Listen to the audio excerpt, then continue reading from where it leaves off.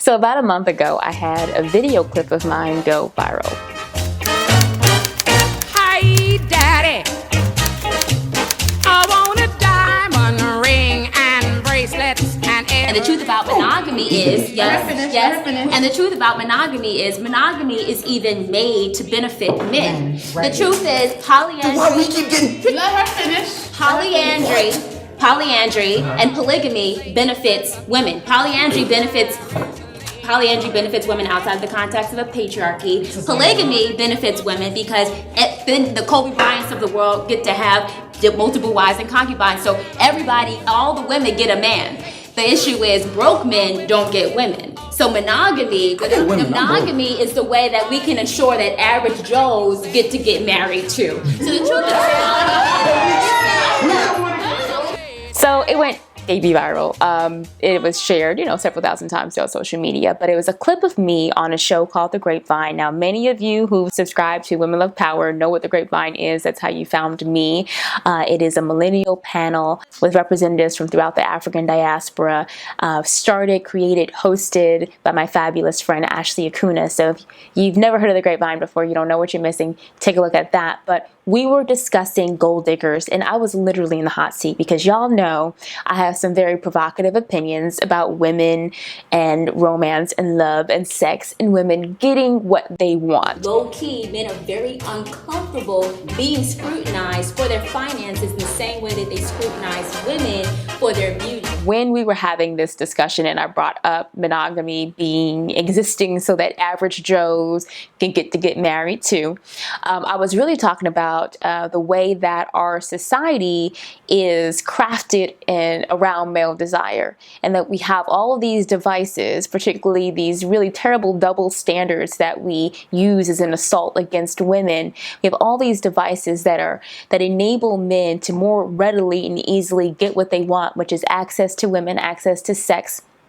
all the while hindering women from being able to get what they want, which is not only access to sex, but a man that is willing to invest time, attention, and resources in her and her future offspring. Here's an amazing revelation with a bit of stimulation. I'd be a great sensation. And within that discussion, I was saying, even monogamy, the one thing that we say is for women, and we've all been fed this monogamy, happily ever after fairy tale, even monogamy was socially imposed for the benefit of men. And the reason being is because in monogamous societies where you've got basically sexual egalitarianism, the democratization of access to sex, one woman to one man, it makes it easier for men who are lower ranking, for men who don't have so many resources to provide. It makes it easier for even those men who would normally be cast out of the dating pool altogether to get access to women. So when I said that women are ultimately the losers in monogamy, yeah. You're joking, right? Do I look like I'm joking? Dating is a zero-sum game. If you get a man, I don't get that man. Whereas polygamy will leave some men out inevitably, monogamy will inevitably leave some women out. And it means that there are more women now competing amongst men who have less resources. So yeah, and from that purely sociological perspective, women are somewhat the losers of monogamy. Now, do I think that polygamy or polygyny would really work in today's modern capitalist democratic society? Absolutely not. I think we have monogamy for a purpose, and I think it's here to stay. And I personally like having my man all to myself.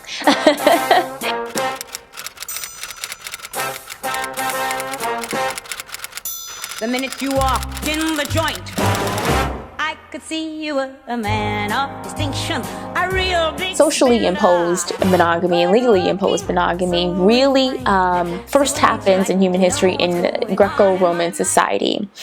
And Greco-Roman society originally was polygynous, but they were really in the business of war and in the business of expanding their empire. And in order to fight war, you need men, young men, who are willing to go out there and potentially die, for empire.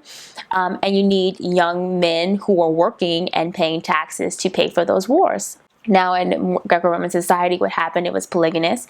And so women were, again, concentrated at the top. And when you got down to lower ranking men, you had men who were not being able to get married, so they would leave and go elsewhere. So what that meant is the Roman Empire, if they wanted to continue expanding, they were going to have to make a concession in order to keep those war-aged men home. And that concession was this. Okay, we're going to now socially impose monogamy, meaning every man can only marry one woman, and it was as a means of making more women available for lower ranking men.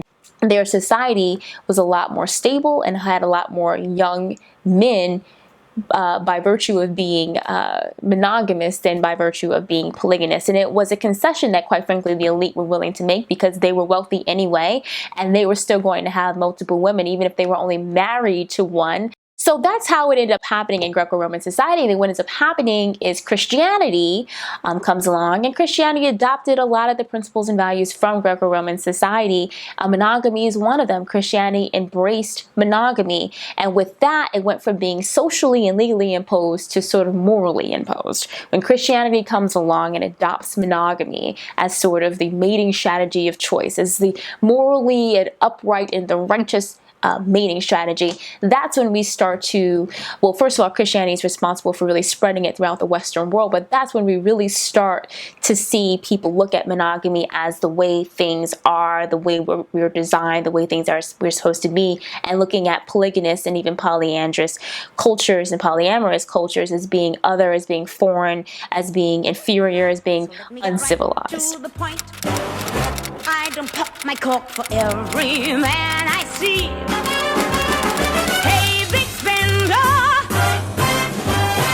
spend a little Polygamy, time again, with ensures me. that all the women get access to a man, but for men, it's kind of like musical chairs. There will inevitably be men left out. But guess who the men that are left out are? They are the men that kind of like didn't measure up. They are the men that weren't able to secure the resources. They were the men that probably were inept. In a monogamous society, now that we have one-to-one partnering, unfortunately, monogamy increases competition amongst women, because now only some women will get access to the men that have all the resources, and you snatch your man. Now you worry because, oh no, what if my man that has resources is looking at somebody else? It really increases competition amongst women, so it puts us in a position now where we're feeling like we have to get chose. Monogamy completely changes the game for women. It completely changes the nature of mating. It completely changes the nature of doing the choosing, which is what we're supposed to do, versus feeling like we're supposed to be chose. Meanwhile, it really lowers the bar for men, because now the men that would have inevitably been weeded out of the marriage pool, now they have options.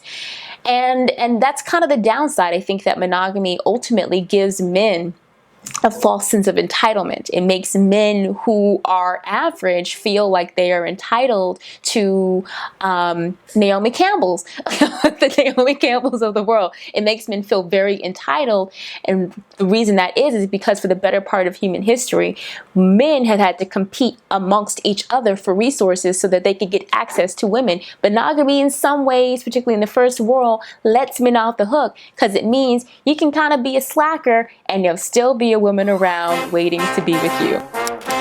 Wouldn't you like to have fun? How's about a few laughs? I could show you a good time. Polyandry benefits women outside the context of a patriarchy. Polygamy has gotten a lot of the polygamy has gotten a lot of the attention. But what I said first and foremost was that Polyandry, truth be told, best serves women, because then you have men truly vying for a woman's attention, and you have multiple men to give you resources, so it's never a dull moment. Right now, as it stands, there are about 52 societies on planet Earth that practice some form of polyandry. And prior to the last 10,000 years, and recall, humans have about a 200,000 year history. Prior to that, most societies were polyamorous, which would have been some combination of polyandry and polygamy as well. So women having multiple husbands. And what that does is, in societies where there's polyandry, typically they are egalitarian societies. So these are societies where slut shaming, that entire concept, doesn't exist. These are societies that are not attempting to control a woman's sexuality. These are societies where women are viewed as equal and maybe even a little bit superior to men. But these are societies that don't have an issue with women having agency. If there's a war on, don't bring me the news. Ask me to bullfights and I must refuse. But if you want to get my attention, let's make I'm not glorifying polygamous cultures, because many polygamous cultures are intensely patriarchal and treat women like objects. Not all of them, but many of them do. And so in any culture, regardless of what your mating strategy is, if you have a culture that doesn't value women, women are the losers of that, regardless of what you have. You wanted a wife, that mythic old-fashioned girl next door. But it's more than that. It's about control. My body, my mind. Who's going to own it, them or me? Our sexual mores, our sexual values, our marriage values have all been fashioned around male desire. What we experience when we date, in the process of dating and trying to find someone, we are encountering cultural devices that were created to make it easy for men to get what they want and harder for you to get what you want. So it's really important that we take a lot of the sexual mores and the social mores about women that we encounter with a grain of salt, because you have to understand that even monogamy, the one thing you were told was for you, was really not for you at all. I hope you visit me on womenlovepower.com, and I hope that if you are not subscribed, you check that subscribe box, because there will be more videos to come. Kisses, so let's not make more trouble. Let's make love. Give me love, love, love.